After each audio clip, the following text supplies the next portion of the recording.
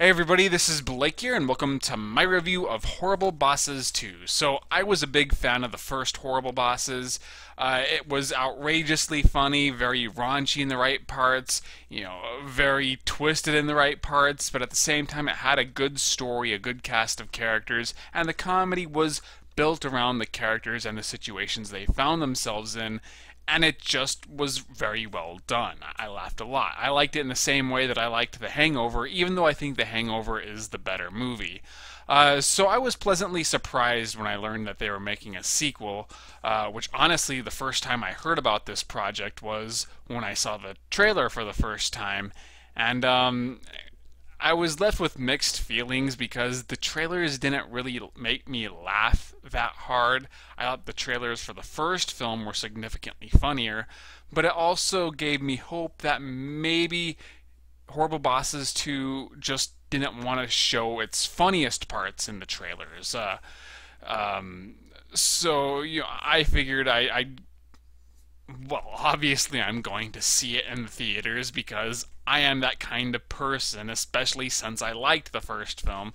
But, there was some hope, but at the same time, there was more doubt. And when the reviews came in, and for the most part, Horrible Bosses 2 wasn't very well received, that increased that doubt while chipping away at that hope. So going to see it was an interesting experience because I was checking out a different theater. This place had like really, really nice chairs. In fact, they're more like lounging recliners. So that was very comfortable, but at the same time, the screen was a little small and the food tasted like crap. It was a little cheaper, but at the same time, whereas like with Harkins, you get a full pizza, a small pizza, but more than enough to eat. And this one, it's like a slice of that small pizza for like $5, so that's bullshit. So you might be thinking, why am I talking about the movie theater experience and not the movie itself? Well, that's because Horrible Bosses 2 provided very little for me to say as a reviewer. It's not terrible, but it's not very good either. Throughout my viewing, I was just thoroughly underwhelmed. And I think the reason is Sorry. Lose my voice. Horrible Bosses was conceived out of legitimate inspiration. Like the movie or not, the filmmakers really did try to create a very compelling storyline that provided many funny situations, and whether the jokes were ad-libbed or written in, whoever was responsible for them, really went all out in making them as funny as possible. And much of the comedy was centered around the quirkiness of the characters. And it worked, so that's why I really liked Horrible Bosses. Horrible Bosses 2 is merely a product. It wants to make money. There is no inspiration behind it. If it wasn't for the financial gain, this would not exist. The plot, very standard, nothing too bad. It has a competent flow to it. I never became bored or frustrated with how the storyline developed, but all the twists you'll see coming a mile away, whereas with the first film, it did occasionally catch me off guard. Yeah, a lot of the characters from the first film show up, such as Jamie Foxx, Jennifer Aniston, and Kevin Spacey. But they're only there for the fan service. I never really bought into why they would go to these people for help and advice. So standard sequel stuff, lots of callbacks to the first film, and that's where a lot of the comedy is based around. But it also misses what made its predecessor so enjoyable to begin with. The characters are significantly less interesting this time around. Jason Bateman is pretty much playing your quintessential Jason Bateman role. He doesn't do anything that he hasn't done in every other movie he's been in. And even though he has some natural comedic timing, and at least his character is somewhat intelligent, I don't know, Jason Bateman looked kind of bored. Still, it's Horrible Bosses 2 is definitely better than the last two Jason Bateman movies I've seen.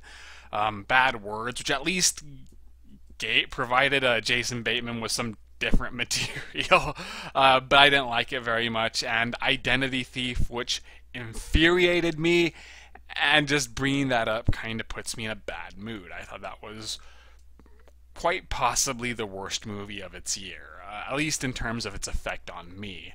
And Horrible Bosses 2, it's just the kind of film that I'm going to forget immediately. As soon as I'm done releasing this video, what little has remained within my mind will promptly leave. Jason Sudeikis is another person I generally like. I think he is very naturally funny. I thought he was one of the highlights of the first film. Here, he is probably the funniest of the three, but he also has a lot of moments where he got on my nerves.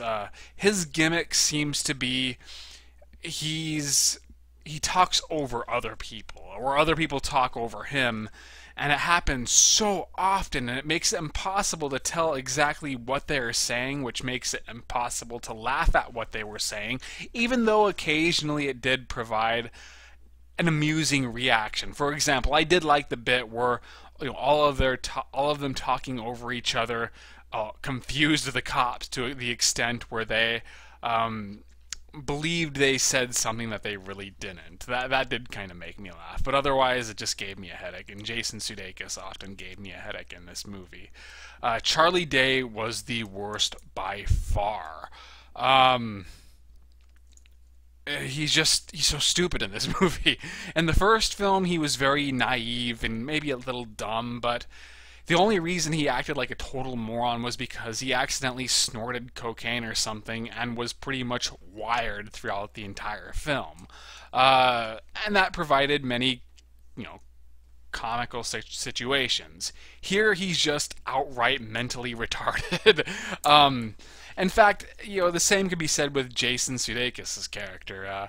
They're just too stupid to be believable, in total contrast to the first film, where they came across as more normal people who were in over their heads. But if these people had anything resembling intelligence, they would not be in this situation in the first place, so their stupidity is what drives the plot. But it's become their defining attribute.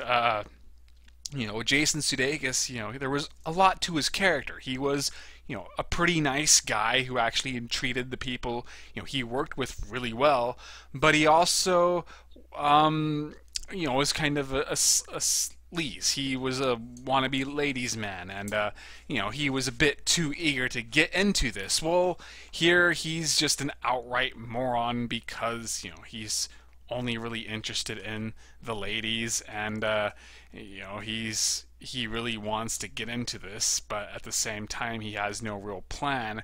And that can be said with all the characters, is that they're playing their most pronounced trait of the first film up to where it becomes the extent of their personality.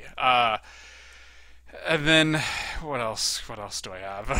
Okay, the new cast members. Chris Pine does really good. In fact, if anybody stole the show, it was him, just because, on one hand, he's a total douchebag, but he also does have a charismatic side within the film to where you could understand, how they're so willing to trust him, even when they probably shouldn't be.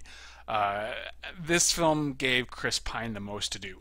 Why Christoph Waltz was in this movie, I have no idea. He is thoroughly wasted. Pretty much what you see of him in the trailers is the extent of what you see of him in the movie. Now, yeah, he's in a lot more scenes, but he doesn't have a personality. He doesn't, get any chance to show his comedic timing or even be the threatening, dangerous bastard that he could also play. Nah, he's just, a greedy scumbag villain who, once again, so much of the first movie was based around not just the good guys in terms of their characters, but also the bad guys. Yeah, Kevin Spacey, Jennifer Aniston, and Colin Farrell. They in many ways stole the show with their, off-kilter performances that, allowed them to be, hilarious, but also very unlikable. Here the villains are just, they're there. That's the extent of it. So, I wasn't bored. I wasn't left angry, but at the same time, I could have lived without this movie existing. Still losing my voice. Uh, I would not see it in the theaters. If somebody pays for you, then have at it. If you really liked the first film, then I'd say this is a good rental. Nothing more.